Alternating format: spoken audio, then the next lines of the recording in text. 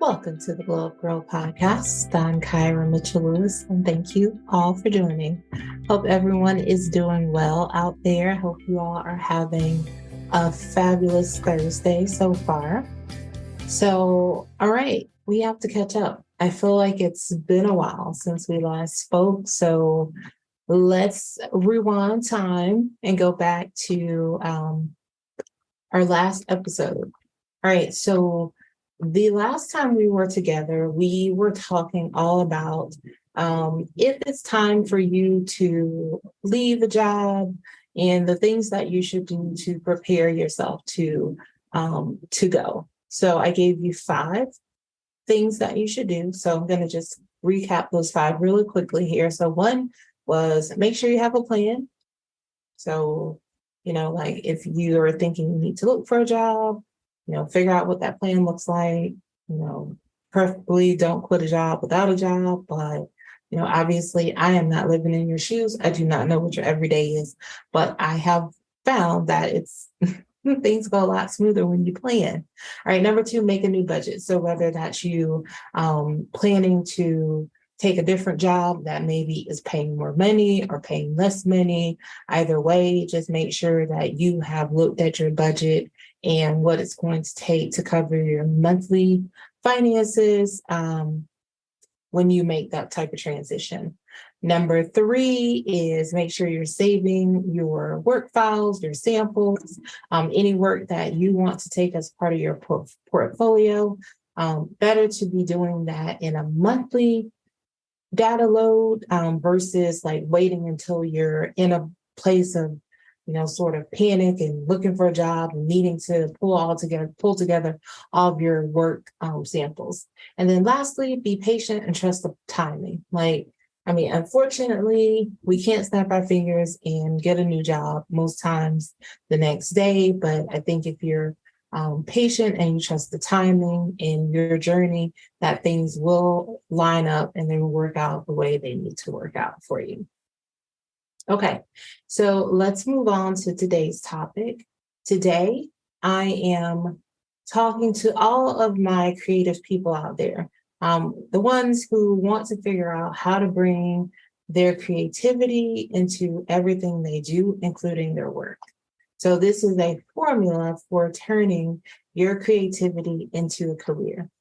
So maybe you're thinking you'd like to go into a more creative route in your career, but you're not really sure what steps you should take, or you're just a little nervous, or in reality, you're wondering, is it really possible to make a living while being a creative at heart? Whether you're a student trying to figure out what to do after graduation, or you are a professional who's thinking about making a career change, you can do something creative in your career, whether that is working, for someone or working for yourself. So I'm going to share some ways with you today to channel your creative skills into what we hope to be is a rewarding career for you. All right, so let's talk about getting started. All right, so while there are many paths to developing this career for yourself, the first steps are very similar to a lot of things that you tend to do in your career or in your life, right? We know that a strong foundation will help you to navigate your way and find success. So number 1, excuse me. Number 1, let's talk about identifying your goals. Figure out what you want to do, what you're passionate about, what you might be drawn to. So that would be the number 1 thing. So if you're like, I'm creative and I want to do something, is it that you are a creative writer? Is it that you are you're a painter, you're good at drawing, you're a designer, you're good at interior design, you're good at fashion design. So 1 is just to figure out what is the thing that you are passionate about and identify that. Then secondly, you want to do your research. There are a lot of careers that, creative careers that do pay well. And if you, want to figure out what works best for you, you're going to want to research, all about the potential opportunities that exists for that career, and also, figuring out like the finances as well. And so I think like doing the research will help you to determine, so you might say, I'm actually good at several things, right? You might be, most people, a lot of people I know, not all people, but I do know a lot of people who are designers. They're also like painters. They're also, they are also good on the art side as well as the graphic design side. So you can determine, I want to research careers in graphic design and what that journey looks like, or I want to research what, an artist might make, or what is the path or the journey for someone who is an artist. All right, then the third thing you want to do is create a portfolio. Organize and promote your work, put together samples that you can post, on an online portfolio, to social media, just a way for you to show people who might be your target audience the work that you do. Now, we talked about in the previous career episode, that was one of the items on our recap list, to pull together when you're thinking about a transition from your job. So can't say it enough that, having a portfolio and just keeping it up to date, right? So just monthly plan to set aside a day of the month where you put in all your new work samples. Because I promise you, like, you'll be so much happier to have that already done versus someone asking you for it. And then you're like, oh my God, I need to figure it out. I got to find something. I don't have anything. Got to get it together. And I think like you'll be very pleased with yourself. Okay, number 4 is figure out if you need a secondary job. So you may be saying that, okay, I've identified the goals, I've done the research, got the portfolio, and I've decided that it is actually that I'm really good at, I'm a really good artist and I want to paint and I want to get my artwork into a gallery. Well, we know that might take some time, but you don't want to be tied to a full-time job. So maybe you're going to have to figure out a way to supplement your salary for a period of time until you're able to actually pursue full-time the thing that you're most passionate about and that you want to be doing. And that's in the event, right? If you don't already have a job, you may be coming out of college and saying, I'm going to go full steam ahead into this thing, but I'm going to supplement my income on the backside. And then also, if you are in a full-time job already and you're thinking about a transition, you might be saying, well, I've got some money coming in here and I just need to supplement my income, a little bit more. So I'm going to do a second job on the side. All right. And then lastly, it's planning an exit strategy. So it's really figuring out how do you get to doing the thing that you want to do full time. So you need to figure out like, okay, if I'm going to use a contract graphic designer. So you may say, in my everyday job, I'm making, I don't know, let's just call it $100,000, right?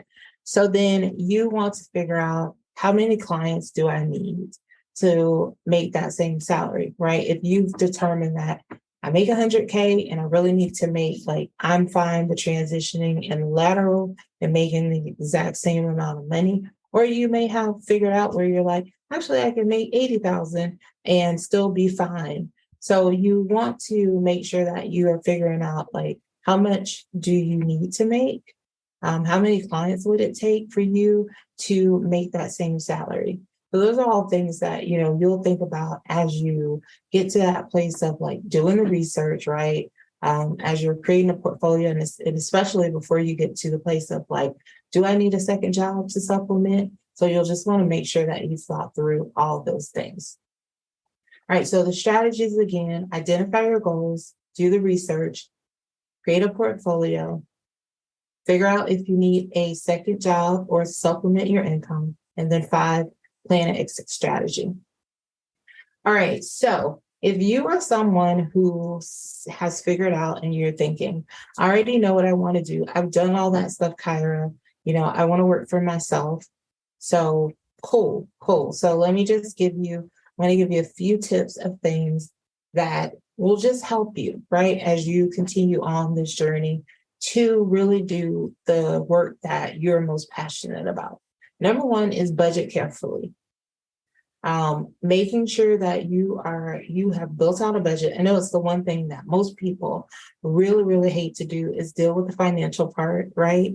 But you want to make sure that you have a budget, and you know where your cash flow is going, and that you're able to manage your cash flow, monitor it, figure out what do startup costs look like for this business. What does it look like to maintain this business? And also, what does it look like if my income is fluctuating? So one of the things you get really, really spoiled about when you work an everyday job is that you get accustomed to having a similar paycheck show up into your direct deposit, whether monthly, bi-weekly, weekly, however you get paid. But when you decide to work for yourself, you're going to have to deal with some fluctuating costs. So you need to really build out a budget that helps you to say, these are the weeks. This is what goes out. This is what I'm going to have coming in. And if I hit a bump, then, I've got money here. So really looking at like a year's budget versus even just so a monthly budget is helpful when you are working for yourself. All right, number 2, track your time. Time management. And I know as myself, as someone who is creative, that it is not always, you can get lost in creativity. You can get lost in in your work and creating things. So when you don't have when you are working for yourself and you don't have a manager who is, expecting for you to be online or in an office from a certain, from this time to this time, you own your schedule and you are responsible for delivering on the clients that you have. So I suggest make sure you are blocking out time on your calendar for the most important priorities and give yourself enough days so that you avoid burning out or also just working on something in the 11th hour. I know a lot of people are driven by, like having something to do like last minute, and it's like you live by that, you get excited, and I do on some things, but for the most part, no, I do not. I'm much more of someone who's like planning, got a whiteboard over here where I'm writing out things that I need to do when I am working on like my business, or got a notebook for things that I need to work on during the day for work. Because when you don't have systems and tools in place, I mean, you're setting yourself up for the fail. Okay, number 3, acquire business skills. Even if you have to hire an accountant and other people who can help you, it's also really good for you to understand the basics of financial management, the basics of like customer service. So try to find courses online or certificates where you can take, like if for women, Cornell has a really good small business small entrepreneurship like certification course where it really like teaches you about like the basics of business and how to do the legal things, how to set up the financial things, just stuff that like you think about. But then like for me, a lot of the legal stuff just wasn't something that I was comfortable with. Also don't really like the money part that much either. So I mean, having an accountant, having a lawyer on hand are really good things for me. Like I always say, I'm gonna stick in my lane and the things that I'm really good at, and then I'm gonna bring in people who can help me in areas that I have gaps. All right, number 4, build connections. Networking with other creatives and other people who are on similar journeys and paths as you is just really key. I think it also provides opportunities for you to collaborate and learn from other people, but then also it allows for you to make introductions to potential referrals, right? So get out there. I know it's not always easy for my creative people to get out there and to make those connections, but get out there and network, find some conferences to attend. Conferences. Wow. I haven't said that in a while, but maybe I have. Maybe I haven't. But get out there and find ways to network. Okay. All right. So that brings us to the end of today. So if you're considering using your creativity right out of college, or if you're looking to transition, I hope these tips will help you. So I'm going to recap one more time. A formula for turning your creativity into a career. So when you're at the point of getting started, so you're trying to figure out like the what I want to do, use these strategies. One, identify your goals, figure out exactly what it is you want to do.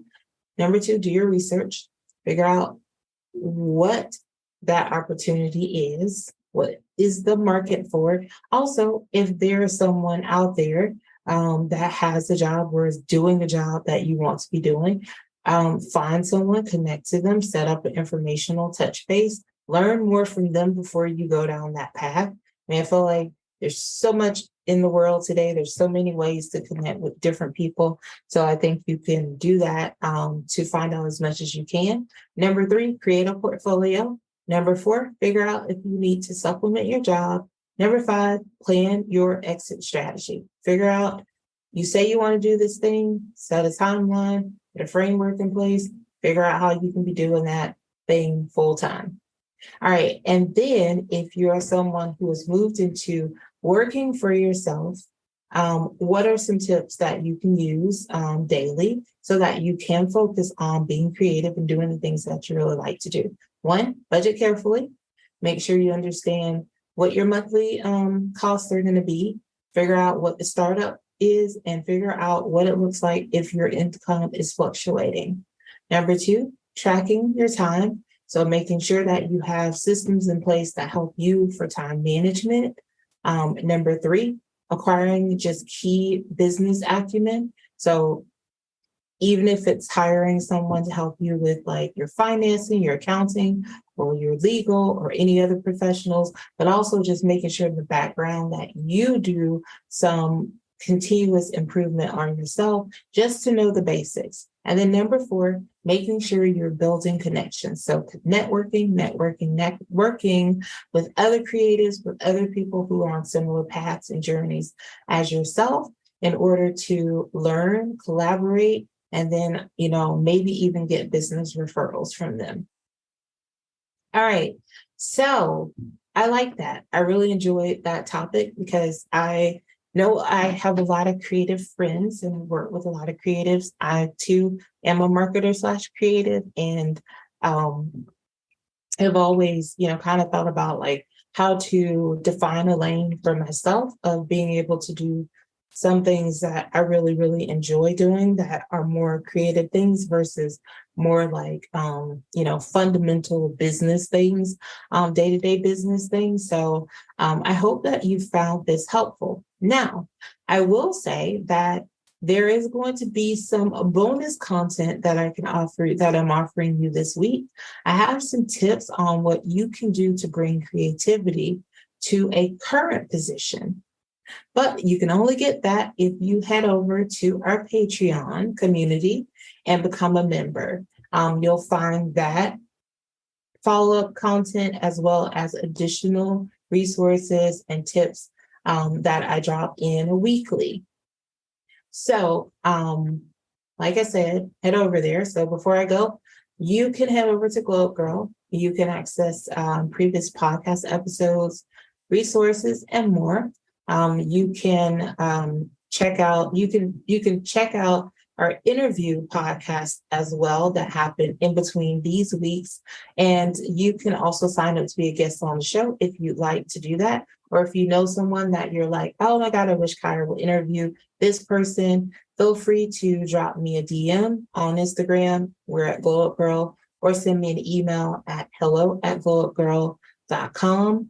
As I mentioned before, you can head over, you can join our Patreon community and unlock your potential with a Glow Getter membership. It's only $5 a month.